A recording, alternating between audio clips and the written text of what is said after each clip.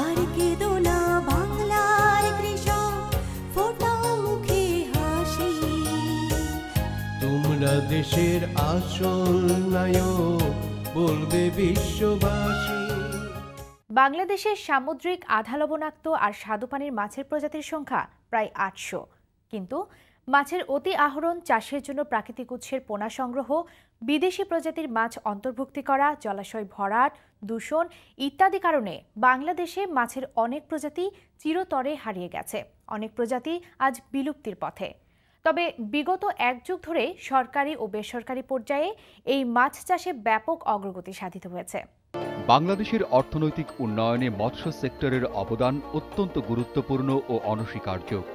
এদেশের আর্থসামাজিক অগ্রগতি ও সমৃদ্ধি মৎস্য সম্পদ উন্নয়নের ওপর অনেকাংশে নির্ভরশীল।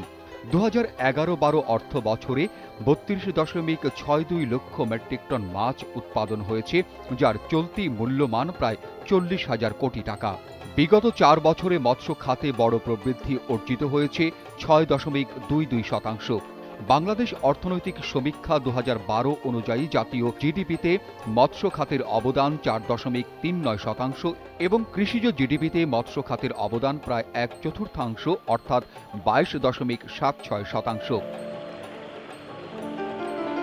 বাংলাদেশের রপ্তানি আয়ের প্রায় 2.46% আসে মৎস্য খাত থেকে, যা এখনও দ্বিতীয় বৃহত্তম রপ্তানি খাত হিসেবে বিবেচিত। দেশের জনগোষ্ঠীর 11% অধিক তথা 1,65,00,000 লোক প্রত্যক্ষ বা পরোক্ষভাবে এ সেক্টরের বিভিন্ন কার্যক্রমে নিয়োজিত থেকে জীবিকা নির্বাহ করে।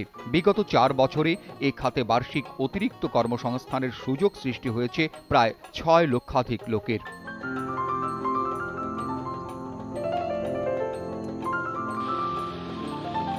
বাংলাদেশে মাছের উৎপাদন এবং আহরণের শতকরা 80% আসে উন্মুক্ত বা প্রাকৃতিক জলাশয়, যেমন খাল, বিল, নদী, নালা, হাওড়, বাউড় এবং সামুদ্রিক উৎস থেকে।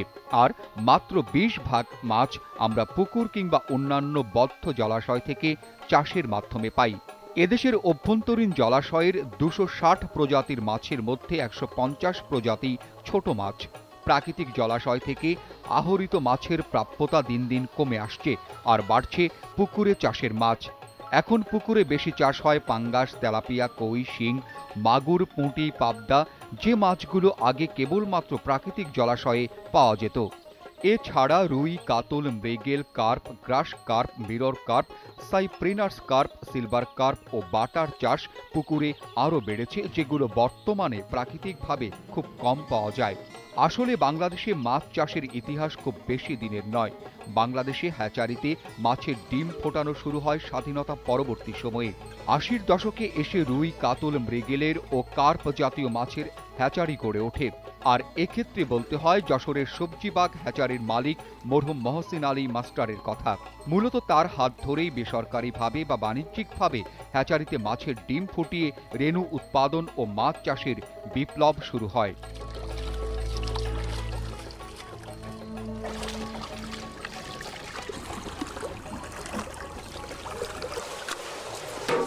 এই কয়েক বছরে সেই মাছ চাষ চলে এসেছে অনেক দূর।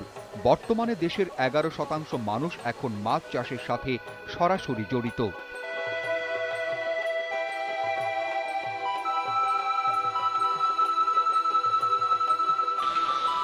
দেশে প্রায় 25 লক্ষ পুকুর আছে, প্রায় 1,40,00,000 মানুষ মাছ চাষ করে এবং 8 লক্ষের ওপরে চাষি আছে যারা চিংড়ি মাছ চাষ করে। দেশের মোট জনসংখ্যা 16 কোটি। এর মধ্যে এই 1.5 কোটি মানুষের সবকিছু নির্ভর করছে মাছ চাষের ওপর। এবারে এই মাছ চাষ সম্পর্কিত খুঁটিনাটি বিষয়গুলো জেনে নেওয়া যাক। আতুর পুকুর। মাছের হ্যাচারি থেকে 5 থেকে 6 দিন বয়সের মাছের রেণু 20 থেকে 30 দিন পর্যন্ত আতুর পুকুরে লালন পালন করা হয়। আয়তন 15 থেকে 20% জমি হওয়া ভালো, আর 1 থেকে 1.5 মিটার পানি থাকতে হবে। পানি এর চেয়ে কম হলে রৌদ্রের তাপে এবং পানি বেশি হলে পানির চাপে মাছের ক্ষতি হবে। অন্যদিকে পোনা সংগ্রহ করতে অসুবিধা হবে। চারা পুকুর বা নার্সারি পুকুর। নার্সারি পুকুরে 25 থেকে 1 মাস বয়সের পোনাকে 1 থেকে 2 মাস পর্যন্ত লালন পালন করে 7 থেকে 10 সেন্টিমিটার বা আঙুল সাইজ করা হয়। চারা পুকুরের আয়তন 1 বিঘা জমি হওয়া ভালো আর গভীরতা 5 ফুটের বেশি হওয়া উচিত নয়। এই পুকুরে সপ্তাহে কমপক্ষে একদিন জাল টেনে মাছ ও পানি পর্যবেক্ষণ করতে হবে। মজুদ পুকুর বা চাষের পুকুর চাষ ও পরিচর্যার জন্য 1 থেকে 2 একর জমি হলে ভালো হয়। 8 ফুটের মতো গভীর হতে হবে। বড় পুকুরের পানিতে বাতাসের ঢেউ খেলে পানি উলট পালট হয়ে পানিতে বিষাক্ত কোনো গ্যাস থাকলে তা দূর করে দেয়। প্রয়োজনীয় অক্সিজেন তৈরি হয়, যা মাছের জীবন ধারণের জন্য খুবই প্রয়োজন। এই পুকুরে সবসময় একই সাইজের মাছ ছাড়তে হবে। মাছ চাষ শুরু করার পূর্বে পুকুরে যে সমস্ত ক্ষতিকারক প্রাণী যেমন নানা ধরনের মাছ, পোকামাকড়, সাপ, ব্যাঙ, জলজ আগাছা, পুকুরের তলদেশের আবর্জনা, নানা প্রকার বিষাক্ত গ্যাস, রোগ জীবাণু সেগুলো অপসারণ করে পারিপার্শ্বিক অবস্থার উন্নয়ন করতে হবে। চুন দিয়ে মাটি শোধন ও সার প্রয়োগ করে মাটির উর্বরা শক্তি বাড়াতে হবে। জৈব সার হিসেবে একর প্রতি 100 কেজি গোবর সারা পুকুরে ছিটিয়ে দিতে হবে। গোবর না পাওয়া গেলে একর প্রতি 10 কেজি ইউরিয়া ও 5 কেজি টিএসপি একত্রে পানিতে মিশিয়ে সমস্ত পুকুরে ছিটিয়ে দিতে হবে। সুযোগ থাকলে 2 মাস অন্তর অন্তর পুকুরের পানি পরিবর্তন করতে হবে। পোনা পুকুরে ছাড়ার একদিন পর থেকে চালের কুড়া আর খৈল অথবা ফিশ ফিড প্রয়োগ করতে হবে। প্রথম 10 দিন মজুতকৃত পোনার ওজনের শতকরা 6 ভাগ প্রয়োজনীয় খাবারের অর্ধেক সকালে এবং অর্ধেক বিকালে পুকুরে ছিটিয়ে দিতে হবে। প্রতিদিন একই সময় খাবার দিতে হবে। সময় পরিবর্তন করা যাবে না। প্রতিদিন পুকুরের একটি নির্দিষ্ট জায়গা শনাক্ত করে সেখানে খাবার দিতে হবে। পরের দিন ওই জায়গার পাশে, তার পরের দিন সেই জায়গার পাশে, এভাবে প্রতিদিন খাবার দিতে দিতে সারা পুকুর ঘুরে খাবার দিতে হবে। এতে মাছ খাবার খাবে ভালো এবং পুকুরের তলদেশেও মাছের প্রাকৃতিক খাবার তৈরি হবে। পুকুর বা ঘের ব্যবস্থাপনা। পুকুর বা ঘের আয়তাকার হবে। 8 থেকে 10 ঘন্টা দৈনিক সূর্যালোক পাবে। তলায় কাদার পরিমাণ 6 ইঞ্চির কম হবে। পুকুর বা ঘের কাটার সময় বর্ষা মৌসুমে পানির লেভেল কতটা উঁচু হয় সে হিসেবে পাড় উঁচু করতে হবে। মজা পুকুর বা শ্যাওলা কুচুরি পানাযুক্ত পুকুর হলে এগুলো পরিষ্কার করে পানি বিশুদ্ধ করতে হবে। পানি বিশুদ্ধ করতে চুন বা অন্যান্য রাসায়নিক পদার্থ ব্যবহারে স্থানীয় মৎস্য কর্মকর্তার পরামর্শ নিতে হবে। মাটির পাত্র বা ড্রামে চুন ভেজাতে হবে। চুন ফুটে ঠান্ডা হয়ে গেলে চুন সহ পানি সমস্ত পুকুরে ছিটিয়ে দিতে হবে প্রতি শতাংশে 1 কেজি হারে। কমপক্ষে 15 দিন অন্তর অন্তর পানি পরীক্ষা করতে হবে। চাষের পুকুরে কোনো প্রকার রাক্ষসে মাছ থাকতে পারবে না। মনোসেক্স তেলাপিয়া অথবা হাইব্রিড জাতের মাছ পৃথকভাবে চাষ করা ভালো। তুলনামূলক বড় মাছ বাছাই করে পর্যায়ক্রমে আলাদা পুকুরে ছাড়তে হবে। একই পুকুরে একই সাইজের মাছ থাকা ভালো। পোনা পরিবহন। সকালে বা বিকেলে সূর্যের তাপ যখন কম থাকে তখন অ্যালুমিনিয়ামের পাত্রে পোনা পরিবহন করতে হবে। পরিবহন পাত্রে অর্ধেক পোনা ও বাকি অর্ধেক নলকূপের পানি ব্যবহার করতে হবে। পরিবহন পাত্রের পানির সঙ্গে একটি ওট স্যালাইনের 1/4 মেশানো যেতে পারে। এবারে জানিয়ে দিচ্ছি এ সম্পর্কে কিছু সতর্কতা। অপেক্ষাকৃত ভালো উৎপাদন পাওয়ার লক্ষ্যে এ সমস্ত বিষয়ের প্রতি সজাগ দৃষ্টি রাখতে হবে। সপ্তাহে অন্তত একবার হররা অর্থাৎ দড়ির সাথে লোহা বা মাটির কাঠি কিংবা ইট বা লোহার ফিল্টার পাইপ বেঁধে টেনে তলার গ্যাস বের করতে হবে। নিয়মিত খাদ্য সরবরাহ করতে হবে। নরম সুতার জাল ব্যবহার করতে হবে। জাল টানার সময় আঁইশ যেন উঠে না যায় সেদিকে খেয়াল রাখতে হবে। পুকুরের পানি কমে গেলে পানি সরবরাহ করতে হবে। পানি বেশি সবুজ হলে সার প্রয়োগ বন্ধ রাখতে হবে।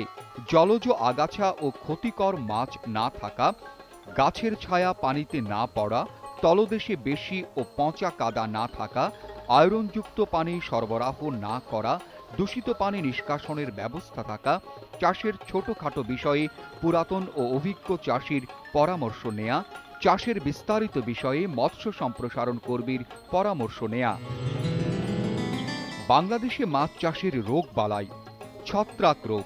এ রোগের লক্ষণ হচ্ছে আক্রান্ত মাছের ক্ষত স্থানে তুলার ন্যায় ছত্রাক দেখা যায়, পানির স্রোত স্থির হলে বা হ্যাচারি ট্যাঙ্কে অনিষিক্ত ডিমে ছত্রাক রোগ বেশি ছড়িয়ে পড়ে। এর ফলে ৯৮% ডিম নষ্ট হয়ে যায়।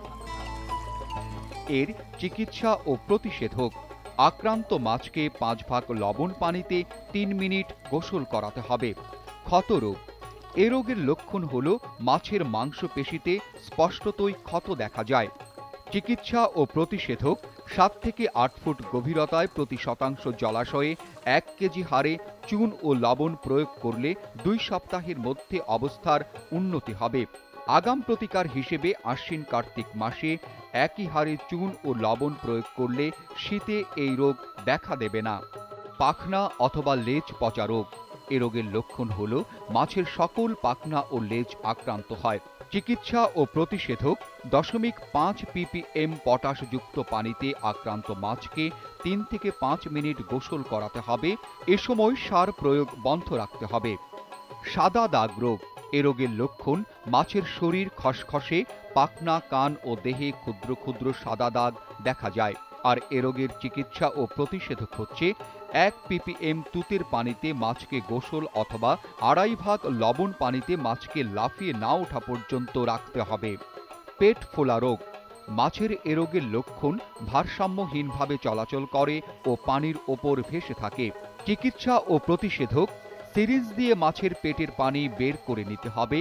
প্রতি কেজি খাবারের সঙ্গে ২০০ মিলিগ্রাম ক্লোরেমফেনিকল পাউডার মিশিয়ে সরবরাহ করতে হবে। তোমরা দেশের আসল নায়ক, বলবে বিশ্ববাসী।